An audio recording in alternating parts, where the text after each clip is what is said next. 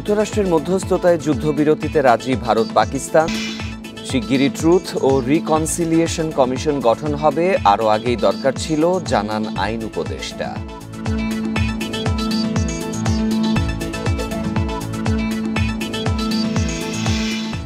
আওয়ামী লীগ নিষিদ্ধের দাবিতে শাহবাগে গণজমায়েত, যোগ দিয়েছে বিভিন্ন রাজনৈতিক সংগঠন।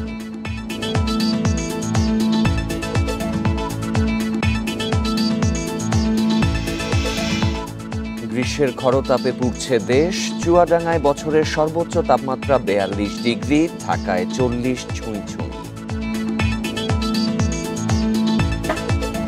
সংবাদ সন্ধ্যার শিরোনাম শুনছিলেন, পুরো খবর নিয়ে আছি শাফাত বিন ফরিদ। যুদ্ধবিরতিতে রাজি হয়েছে ভারত ও পাকিস্তান। শনিবার ট্রুথ সোশ্যালে মার্কিন প্রেসিডেন্ট ডোনাল্ড ট্রাম্প এই ঘোষণা দেন। জানান, যুক্তরাষ্ট্রের মধ্যস্থতায় দীর্ঘ কয়েক ঘণ্টা আলোচনা শেষে যুদ্ধবিরতিতে রাজি হয়েছে দুদেশ। ভারত পাকিস্তানের যুদ্ধবিরতির বিষয় নিয়ে আলোচনা করতে রাজধানীর ধানমন্ডি থেকে আমাদের সাথে যোগ দিচ্ছেন সাবেক কূটনীতিক রাশেদ চৌধুরী। আপনাকে স্বাগত জানাচ্ছি। ভারত পাকিস্তান যুদ্ধবিরতিতে স্বস্তি কি ফিরে এলো নাকি, আর এর কৃতিত্ব কি সবটুকুই মার্কিন প্রেসিডেন্টের প্রাপ্য? ধন্যবাদ মার্কিন প্রেসিডেন্টকে। উনি অবশেষে যে এটা ইন্টারভেন করে সিজফায়ার করলেন, এটা আমরা আশা করছিলাম, কারণ মার্কিন যুক্তরাষ্ট্রেই পারে। আর এই যুদ্ধ ইন্ডিয়া পাকিস্তান তো আমরা দেখেছি, এটা হচ্ছে একটা ম্যাডনেস বলবো। কারণ যে অবস্থা এখন, আমাদের সবচেয়ে বড় চ্যালেঞ্জ হচ্ছে এখন উন্নয়ন। সবচেয়ে বেশি জনগণ তারা গরিব। আমাদের যে এই যে অঞ্চলে খুবই গরিব, এবং যুদ্ধ হচ্ছে খুবই একটা এক্সপেন্সিভ হবি বলবো। এটা আমাদের হয় না। হ্যাঁ, জঙ্গিবাদ হয়েছিল, জঙ্গিবাদকে আপনার যুদ্ধ দিয়ে থামাতে পারেন না। আমি আমাদের ইন্ডিয়ান বন্ধুদেরকে বলেছি যে আপনারা যুদ্ধতে যান, এটা আমরা দেখেছি, জঙ্গিবাদ আরো জঙ্গিবাদ সৃষ্টি হবে। আলোচনার মাধ্যমে বসে সিমলা এগ্রিমেন্ট হয়েছিল, বসে আলোচনার মাধ্যমে আপনাদেরকে ডায়ালগের মাধ্যমে এটাকে সমাধান করতে হবে। পেহেলগামে হামলার পর থেকে এই অঞ্চলে যে নিরাপত্তা ঝুঁকির ব্যাপারটি ছিল, এই সিজফায়ার হওয়ার পরে নিরাপত্তা ঝুঁকিটা কমলো কি? সিজফায়ার তখন তো সিজফায়ার নাকি ওরা এগ্রি করেছে, দুই পার্টি এগ্রি করলাম। এই মাত্র যে শুনলাম, যেটা খবর আসতো, যেটা এখন মার্কিন যুক্তরাষ্ট্র যখন যুদ্ধ চায় না, তখন যুদ্ধ হবে না। যদি চুপ করেছিল তাহলে হতো। এবং এখন তো হচ্ছে যে আমরা দেখতে পাচ্ছি যে এই যুদ্ধটা, সারা পৃথিবীতে যে যুদ্ধ হয়, এটাতে সবচেয়ে বেশি লাভ হয় যারা অস্ত্র বিক্রি করে, তাদের লাভ হয়। তো আমাদের তো কোনো লাভ হয় না। আমরা চাই শান্তিতে বসবাস করতে। আমাদের এই চ্যালেঞ্জটা, আমাদের এই যে অঞ্চলের চ্যালেঞ্জটা হচ্ছে এখন আমাদেরকে উন্নয়ন এবং শান্তি চাই। আমরা শান্তি না হলে উন্নয়ন হবে না। তো বাংলাদেশের জনগণের এটা প্রত্যাশা, এবং আমি আশা করব আমাদের রাজনীতি দল আমাদের সবারই প্রত্যাশা তো শান্তি আসুক। ইন্ডিয়া পাকিস্তান যে যুদ্ধ হচ্ছিল, আমরা এই কয়দিনেও দেখলাম যে কিরকম একটা যে দুই পার্টির ক্ষতি হচ্ছিল। পাকিস্তান, ইন্ডিয়া তো খুব স্ট্রং, কিন্তু পাকিস্তানও কম স্ট্রং না। কারণ এটা হচ্ছে কি, ইন্ডিয়া পাকিস্তানে যদি আপনি থেকে থাকেন, আমি তো ছিলাম, এটাকে আমাদের পাকিস্তানি ডিপ্লোমেটরা বলছে, জনগণ বলছে এটা হচ্ছে হিন্দু মুসলিম ফাইট। এখন এই কালারে আপনি পুরো জনগণ চলে আসে, আর এটা ওই পার্টিশনের কথা মনে হয়। এইটা যত তাড়াতাড়ি শীঘ্রই বন্ধ হয় অতই ভালো।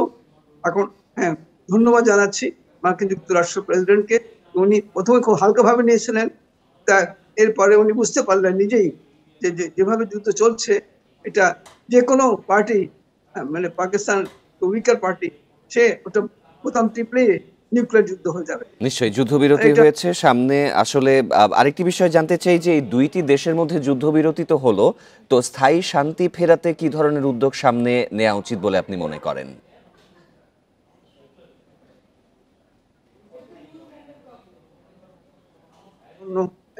ক্ষেত্রে এই দুই দেশে এবং এই আমি বলবো এই সার্ক রিজনটা যেটা বাংলাদেশ এটা ইয়ে করেছিল সার্ক, এখন সার্ক একটা ইমার্জেন্সি মিটিং হওয়া উচিত, আমাদের সবার বসা উচিত, লিডারদের সঙ্গে দেখাশোনা করে আমরা কিভাবে নিজের অঞ্চলকে, এবং আমরা তো সবসময় হাত পেয়ে থাকতে পারি না, আমাদের জনগণ বেশ অনেক মানে পরিশ্রম করতে পারে, আপনি জানেন তো এটা আমাদের সব জায়গায় আমাদের নারীরা যেভাবে কাজ করছে।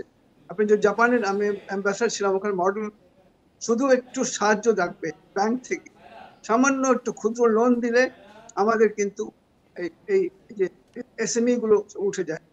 আমাদের নিশ্চয়ই সামনের দিকে আর এরকম যুদ্ধ পরিস্থিতির মোকাবিলা বিশ্বকে করতে না হোক, এটাই সকলের প্রত্যাশা। জনাব রাশেদ চৌধুরী, আপনাকে ধন্যবাদ আমাদের সাথে যোগ দেওয়ার জন্য। আওয়ামী লীগ নিষিদ্ধের দাবিতে শাহবাগে গণজমায়েত কর্মসূচি পালিত হচ্ছে। এর আগে সকাল থেকে শাহবাগ ব্লকেট করে রেখেছে বিভিন্ন রাজনৈতিক দল। গতরাতের কর্মসূচির ধারাবাহিকতায় নেতাকর্মীরা শাহবাগ মোড়ে অবস্থান নেয়। রাজনৈতিক দলগুলোর মধ্যে আছে জমিয়তে ওলামা ইসলাম, হেফাজতে ইসলাম, ছাত্র শিবির ও এনসিপি। অবস্থান কর্মসূচিতে আওয়ামী লীগ নিষিদ্ধকরণ ও জামায়াত নেতা এটিএম আজাহারের মুক্তির দাবি জানান আন্দোলনকারীরা। তারা দাবি করেন আগামী ঈদের আগে এটিএম আজহারকে নিঃশর্ত মুক্তি দিতে হবে। এছাড়া প্রতিটি জেলা ও উপজেলায় স্বতঃস্ফূর্তভাবে কর্মসূচি পালনের আহ্বান জানিয়েছে এনসিপি। নিষিদ্ধ না হওয়া পর্যন্ত আমরা এই ময়দান ছাড়তেছি না। আওয়ামী লীগ এই জন্য নিষিদ্ধ চাই, আওয়ামী লীগ হলো এই পৃথিবীর মধ্যে মানে বিশ্ব রেকর্ড স্থাপনকারী একটা গণহত্যাকারী দল। এই মে মাসের ভিতরে শাপলা চত্বরে কি পরিমাণ আমাদের মাদ্রাসার ছাত্রদেরকে হত্যা করা হয়েছিল, ঈদের আগে রাষ্ট্রীয়ভাবে প্রকাশ করতে হবে। কথা বলেন ঠিক। শাহবাগে গণজমায়েতের বিষয়ে আরও জানাতে শাহবাগ মোড় থেকে যোগ দিচ্ছেন সহকর্মী নাহিদ কামাল। নাহিদ, আজকে তো সারাদিনে তীব্র গরম ছিল, সন্ধ্যার পরে আন্দোলনের পরিস্থিতি কেমন দেখা যাচ্ছে? কয়টি রাজনৈতিক দল এই মুহূর্তে সেখানে অবস্থান করছে?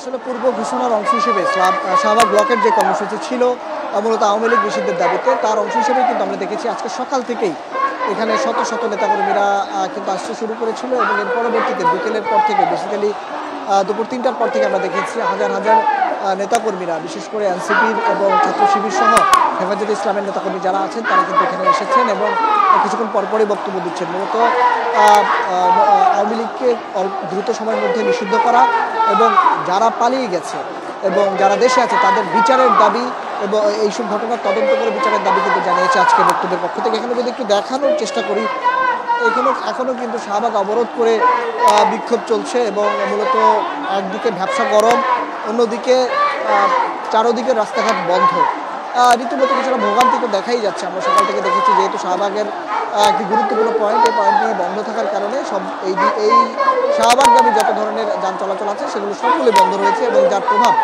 অন্য সড়কগুলোতেও কিন্তু পড়েছে। সেই সাথে আরেকটা বিষয় জানিয়ে রাখি, আজকে এখানে বিভিন্ন রাজনৈতিক দলের ছাত্র সংগঠনের যারা আছে তারা কিন্তু আসছেন এবং এখনও স্লোগান দিচ্ছেন, অবিলম্বে আওয়ামী লীগকে নিষিদ্ধ করতে হবে এমন দাবি জানাচ্ছেন। সেই সাথে জুলাইয়ের যে পরিপত্র, জুলাইয়ের যে ঘোষণা পরিপত্র অভ্যুত্থানের, সেটি দ্রুত সময়ের মধ্যে সেটি পরিপত্রটি প্রদান করতে হবে এমন দাবিও কিন্তু এখান থেকে জানানো হচ্ছে। সেই সাথে সাবেক রাষ্ট্রপতি আব্দুল হামিদ সাম্প্রতিক সময়ে আমরা যেটা দেখেছি তিনি দেশ ছেড়েছেন এবং এমন ঘটনায় তাকে পালিয়ে যেতে কারা সাহায্য করেছেন এবং এই ঘটনায় কারা জড়িত, সরকারের কারা জড়িত সেই বিষয়ে তদন্তের দাবি জানিয়েছে। সেই সাথে অন্তর্বর্তী সরকারের সমালোচনাও কিন্তু করা হয়েছে এবং বলা হচ্ছে আসলে সরকারের সদিচ্ছা ছাড়া, সরকারের বিষয় ছাড়া এটিকে সম্ভব কিনা, যারা আসলে আওয়ামী লীগের ফ্যাসিবাদের দোসর কিংবা এমন বিভিন্ন মামলার আসামি হিসেবে পরিচিত তারা কিভাবে দেশ ছাড়ছেন এবং আত্মগোপনে থাকছেন সেই বিষয়ে কিন্তু প্রশ্ন তোলা হচ্ছে এবং বারবারই বলা হচ্ছে যে আওয়ামী লীগ হয়তো তাদের অবস্থান থেকে যেটি করছেন এখনও নানানভাবে ষড়যন্ত্র করছেন এবং দেশে অস্থিতিশীল পরিস্থিতি তৈরি করতে চাচ্ছে এমন অভিযোগ এনে এখানকার বক্তারা যারা আছেন অবিলম্বে আওয়ামী লীগকে নিষিদ্ধের দাবি কিন্তু জানাচ্ছেন এবং রাজপথ থেকেই এই নিষিদ্ধের দাবি বাস্তবায়নে তাদের ভূমিকা এবং কার্যকরী পদক্ষেপ নেওয়ার কথা জানিয়েছেন। সেই সাথে আমরা যেটি দেখছি আজকে দুপুরের পর থেকেই নেতাকর্মীরা যে গণজমায়েতে অংশ নিতে শুরু করেছেন সেটি কিন্তু বিকেলের পর থেকে আস্তে আস্তে আরও বাড়ছেন নেতাকর্মী এবং এক পর্যায়ে এখানে আমরা যেটি দেখছি গতকালকে আসলাম আবদুল্লাহ সহ অন্য যারা এনসিপির এবং অন্য রাজনৈতিক অন্য যারা আছেন তারাও কিন্তু এখানে ঘোষণা দিয়েছেন আজকে ব্লকের কর্মসূচির, এবং কিছুক্ষণ আজকে দুপুর হাসনাত আব্দুল্লাহ হুঁশিয়ারি দিয়েছেন অবিলম্বে আওয়ামী লীগের ব্লকেটের দাবিতে, এবং যারা আওয়ামী লীগকে নিষিদ্ধ করবে না তারা ফ্যাসিবাদপন্থী। আওয়ামী লীগ নিষিদ্ধের দাবিতে দেশের বিভিন্ন জেলায় বিক্ষোভ কর্মসূচি চলছে। দাবি আদায় না হওয়া পর্যন্ত কর্মসূচি চালিয়ে যাওয়ার হুঁশিয়ারি তাদের। বিকেলে ঢাকা আরিচা মহাসড়কে শহীদ ইয়ামিন চত্বরে অবস্থান নিয়ে বিক্ষোভ কর্মসূচি শুরু করে এনসিপি। এতে অংশ নেন গণ অধিকার পরিষদ সহ বিভিন্ন রাজনৈতিক দলের নেতাকর্মী। খুলনায় বিকেল থেকে এনসিপি ছাত্র শিবিরের নেতাকর্মী সহ ছাত্রদের অংশগ্রহণে শিববাড়ি মোড়ে অবরোধ কর্মসূচি চলছে। কর্মসূচি চলছে বরিশালেও।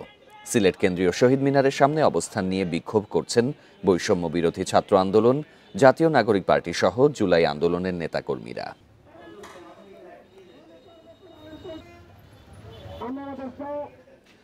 প্রধান উপদেষ্টা সরকারি বাসভবন যমুনা ও আশপাশের এলাকায় সভা সমাবেশ নিষিদ্ধ করে গণবিজ্ঞপ্তি দিয়েছে ঢাকা মহানগর পুলিশ। দুপুরের ডিএমপি কমিশনার শেখ মোহাম্মদ সাজ্জাদ আলী স্বাক্ষরিত গণবিজ্ঞপ্তিতে এই নির্দেশনা দেয়া হয়। এতে বলা হয়, নিরাপত্তা রক্ষায় পুলিশের বিশেষ ক্ষমতা বলে আজ থেকে পরবর্তী নির্দেশনা না দেয়া পর্যন্ত সচিবালয় ও প্রধান উপদেষ্টা সরকারি বাসভবন যমুনা ও আশপাশের এলাকা, হোটেল ইন্টারকন্টিনেন্টাল, কাকরাইল মসজিদ, অফিসার্স ক্লাব ও মিন্টো রোডে সব ধরনের সভা সমাবেশ, গণজমায়েত, মিছিল ও শোভাযাত্রা নিষিদ্ধ করা হয়েছে।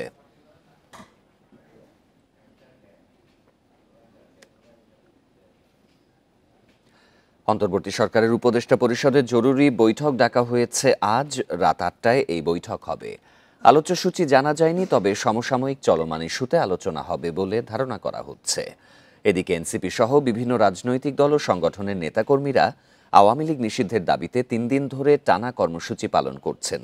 আজও শাহবাগ ব্লকের কর্মসূচি চলছে। উপদেষ্টা পরিষদের আজকের বৈঠক থেকে আওয়ামী লীগ নিষিদ্ধের বিষয়ে সিদ্ধান্ত চায় ইসলামী আন্দোলন বাংলাদেশ। শাহবাগ মোড়ে চলমান গণজমায়েত কর্মসূচিতে ইসলামী আন্দোলন বাংলাদেশের জ্যেষ্ঠ যুগ্ম মহাসচিব গাজী আতাউর রহমান এই দাবি তুলে ধরেন।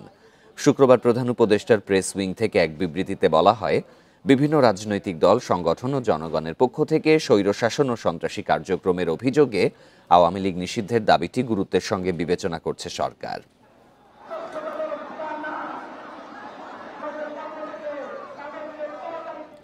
ট্রুথ অ্যান্ড রিকনসিলিয়েশন কমিশন গঠন করবে সরকার, জানিয়েছেন অন্তর্বর্তী সরকারের আইন, বিচার ও সংসদ বিষয়ক উপদেষ্টা আসিফ নজরুল। শনিবার রাজধানীর বিচার প্রশাসন প্রশিক্ষণ ইনস্টিটিউটের গুম প্রতিরোধ ও প্রতিকার অধ্যাদেশ 2025 নিয়ে মতবিনিময় সভায় একথা জানান তিনি। বলেন, দেশে ট্রুথ জাস্টিস কমিশন অথবা ট্রুথ রিকনসিলিয়েশন কমিশনের দরকার আছে। এটা 1972 সাল থেকে থাকলেই ভালো হতো বলেও মন্তব্য করেন। জানান, সবকিছুই পেশাদারিত্বের সাথে নিষ্পত্তি করা হবে। আগামীতে যারা সরকারে আসবে তারা গুম সংক্রান্ত কোনো আইন করলেও সেটা শক্তিশালী হবে কিনা সন্দেহ প্রকাশ করেন তিনি। বর্তমান সরকারের আইনটিকে কঠোর করার লক্ষ্য বলে জানান তিনি। যারা গণহত্যার মতো, মানবতা বিরোধী অপরাধের মতো ঘৃণ্য অপরাধ করেছে তারা তো খুব বেশি সংখ্যক না। তো তাদের উপযুক্ত যথেষ্ট পরিমাণ শাস্তির ব্যবস্থা অবশ্যই আমাদের করতে হবে, এবং তারা যে এই জাতিতে একটা বিচ্ছিন্ন, এই জাতির মূল ধারা থেকে বিচ্ছিন্ন, সেটাকে এস্টাবলিশ করার জন্য হলেও আমাদের ট্রুথ অ্যান্ড রিকনসিলিয়েশন কমিশন করতে হবে। আইনি প্রক্রিয়ার মাধ্যমে সর্বোচ্চ শাস্তি দেওয়ার জন্য যা যা করা যায় সেটার লক্ষ্যে আমরা বদ্ধপরিকর। বিএনপির ভারপ্রাপ্ত চেয়ারম্যান তারেক রহমান কেন দেশে ফিরতে পারছেন না তার জবাব সরকারকে দিতে হবে বলে মন্তব্য করেছেন দলটির স্থায়ী কমিটির সদস্য গয়েশ্বর চন্দ্র রায়। তারেক রহমানের ফেরায় নিশ্চিতভাবে সরকারের কোনো বাধা আছে বলেও সন্দেহ প্রকাশ করেন তিনি। দুপুরে জাতীয় প্রেস ক্লাবে 12 দলীয় জোটের এক অনুষ্ঠানে এসব কথা বলেন গয়েশ্বর চন্দ্র রায়। বলেন, গণতন্ত্র ও ভোটাধিকার রক্ষায় দীর্ঘদিন ধরে আন্দোলন করছে বিএনপি। ছাত্র জনতার গণ অভ্যুত্থানের পর দেশের মানুষ দ্রুত ভোটের অপেক্ষায় রয়েছেন, কিন্তু এখনও নির্বাচনের কোনো রোডম্যাপ দিচ্ছে না অন্তর্বর্তী সরকার। বিএনপির সাথে বিভিন্ন রাজনৈতিক দল ঐক্যবদ্ধভাবে আন্দোলন করেছে। দেশ ও গণতন্ত্রের স্বার্থে তারা এখনও ঐক্যবদ্ধ। গয়েশ্বর চন্দ্র রায় বলেন, সময় ক্ষেপণ না করে দ্রুত নির্বাচনের বিকল্প নেই। আমরা তারেক রহমানকে ফেরত চাই। তারেক রহমান কেন আসে না এর জবাব সরকারকে দিতে হবে,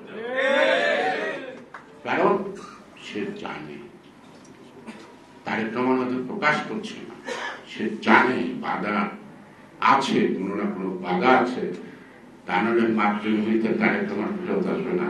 দিন রাত্রি পরিশ্রম করে সকল লোকগুলিকে একখানে করছে, একটা প্ল্যাটফর্মে নিয়ে আসছে। কিসের জন্য? রাষ্ট্রীয় ক্ষমতার জন্য না তো। সে তো বলছে সবাই মিলে দিয়েছে। গ্রীষ্মের খরতাপে পুড়ছে দেশ, তীব্র গরমে অতিষ্ঠ জনজীবন। অন্তত ৬০ জেলায় বইছে মৃদু থেকে অতি তীব্র তাপপ্রবাহ। চুয়াডাঙ্গায় তাপমাত্রার পারদ উঠেছে ৪২ ডিগ্রি সেলসিয়াস, যা এবছরের সর্বোচ্চ। আর ঢাকার তাপমাত্রা ৩৯.৯ ডিগ্রি। এদিকে সোমবার থেকে কয়েকটি জেলায় বৃষ্টির পূর্বাভাস দিচ্ছে আবহাওয়া অফিস। তবে সারা দেশে অপেক্ষা করতে হবে পুরো সপ্তাহ। তপ্ত সূর্যের আগ্রাসী রূপে ঊর্ধ্বমুখী তাপমাত্রার পারদ। গ্রীষ্মের এমন খরতাপের মধ্যেই ঘাম ঝরিয়ে জীবিকার তাগিদে ছুটে চলছে নগরবাসী। তীব্র তাপপ্রবাহে হাসপাস অবস্থা সবার। অসহনীয় গরমে সবচেয়ে বেশি ভোগান্তি শ্রমজীবী মানুষের। আমরা তো মনে করেন যে দিন এনে দিন খাই, গাড়ি না চলে সংসার চালাতে পারি না, কিস্তি মিস্তি আছে। এই মনে করেন আমরা যে সাধারণ মানুষ, মানে প্রচুর গরম, মানে সামনের দিকে কি অবস্থা একমাত্র আল্লাহ জানে। গরমের অবস্থা তো খুব সিরিয়াস, খালি পানি খাই আর যেখানে সেখানে বইতেই। তাপমাত্রার পারদ প্রতিদিনই ছাপিয়ে যাচ্ছে আগের দিনের রেকর্ড। শনিবার বছরের সর্বোচ্চ তাপমাত্রা রেকর্ড করা হয় চুয়াডাঙ্গায় ৪২ ডিগ্রি সেলসিয়াস। আর ঢাকায় তাপমাত্রার পারদ ছুঁয়েছে ৩৯.৯ ডিগ্রি সেলসিয়াসে। তবে গরম অনুভূত হচ্ছে আরও বেশি। এ অবস্থা থাকবে আরও ২-১ দিন। তাপপ্রবাহ ১২ তারিখ বা তার আশেপাশে সময় সামান্য কমে আসতে পারে তাপমাত্রা। তা পুরোপুরি তাপপ্রবাহ মুক্ত নাও হতে পারে, কারণ কি বৃষ্টির ধারাটা ১২ তারিখের পরে আস্তে আস্তে বাড়ে। আর এটা যখন পূর্ণ মাত্রায় যাবে বা বেশি পরিমাণে বাড়বে, বিস্তৃতি যখন বেশি লাভ করবে, তখন তাপপ্রবাহের যে বিস্তৃতিটা আছে সেটা ধীরে ধীরে কমে আসতে থাকবে। বা 7 ডেজ আশেপাশের সময়ে ১৬, ১৭ বা ১৮ তারিখের কাছাকাছি সময় সারা দেশে মোটামুটি তাপপ্রবাহ মুক্ত হওয়ার সম্ভাবনা আছে। আবহাওয়া অফিস জানিয়েছে আর্দ্রতা বেশি থাকায় এমন অস্বস্তিকর পরিস্থিতি। তবে কিছুটা স্বস্তির খবরও দিচ্ছে আবহাওয়া অফিস। সোমবার কয়েকটি জেলায় বৃষ্টি হতে পারে। সেক্ষেত্রে সেসব এলাকায় নেমে আসবে তাপমাত্রা। তবে সারা দেশের তাপমাত্রা কমতে অপেক্ষা করতে হবে সপ্তাহখানেক। তাপমাত্রা বেশি থাকার কারণে আর্দ্রতা কমে আসছে, বাতাসে জলীয় বাষ্পের পরিমাণ কম।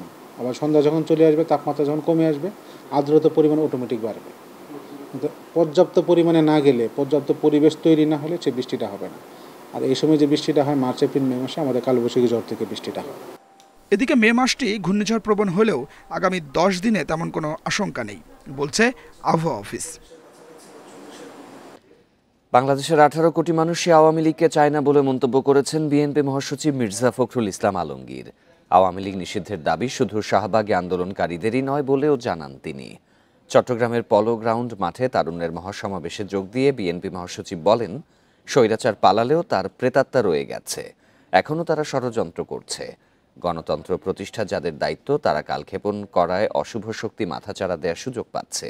বিএনপি তারুণ্যের মহাসমাবেশে যোগ দিতে বিভাগের ১১ জেলা থেকে নেতাকর্মীরা জড়ো হন পোলো গ্রাউন্ড মাঠে।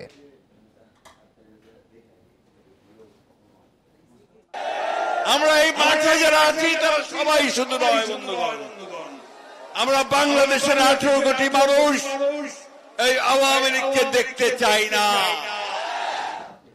সাবেক রাষ্ট্রপতি আব্দুল হামিদের বিদেশে যাওয়ার সঙ্গে জড়িত সবাইকে আইনের আওতায় আনা হবে বলে জানিয়েছেন স্বরাষ্ট্র উপদেষ্টা অবসরপ্রাপ্ত লেফটেন্যান্ট জেনারেল জাহাঙ্গীর আলম চৌধুরী। সকালে শাহজালাল আন্তর্জাতিক বিমানবন্দর পরিদর্শন শেষে সাংবাদিকদের একথা জানান তিনি। এ সময় সাংবাদিকদের প্রশ্নের জবাবে স্বরাষ্ট্র উপদেষ্টা জানান, সাবেক রাষ্ট্রপতি আব্দুল হামিদের বিষয়ে এসবি থেকে মন্ত্রণালয়ের কোনো নিষেধাজ্ঞার কাগজ পাঠানো হয়েছিল কিনা তা তার জানা নেই। আব্দুল হামিদ কিভাবে দেশ ছাড়লেন সেটি তদন্ত করা হচ্ছে। ৩ দিনের মধ্যে প্রতিবেদন পাওয়া যাবে উল্লেখ করে স্বরাষ্ট্র উপদেষ্টা বলেন, দোষীদের কাউকে ছাড় দেয়া হবে না। শেখ হাসিনাকে ফিরিয়ে আনতে ইন্টারপোল কাজ করছে বলেও জানান তিনি। এ সময় জনভোগান্তি এড়াতে রাস্তা অবরোধ না করার জন্য আন্দোলনকারীদের প্রতি আহ্বান জানান স্বরাষ্ট্র উপদেষ্টা।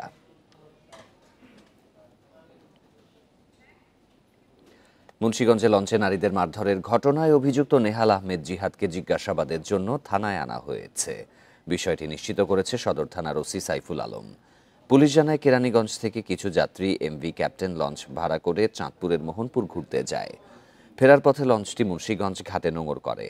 এ সময় স্থানীয়রা লঞ্চে অসামাজিক কাজের অভিযোগ এনে ভাঙচুর করে। এ সময় 2 নারীকে লঞ্চের সামনের অংশে উঠিয়ে মারধর করা হয়। খবর পেয়ে আইনশৃঙ্খলা বাহিনী গিয়ে পরিস্থিতি নিয়ন্ত্রণে আনে। তবে ভুক্তভোগী কেউ এখনও লিখিত কোনো অভিযোগ করেননি। নারীদের লাঞ্ছিত হওয়ার ঘটনায় যুবক নেহাল আহমেদ জিহাদকে জিজ্ঞাসাবাদের পর তদন্ত সাপেক্ষে আইনগত ব্যবস্থা নেওয়া হবে। এই ছিল সংবাদ সন্ধ্যায়। আরও জানতে চোখ রাখুন ফেসবুক, ইউটিউব এবং এক্সে। ধন্যবাদ সবাইকে।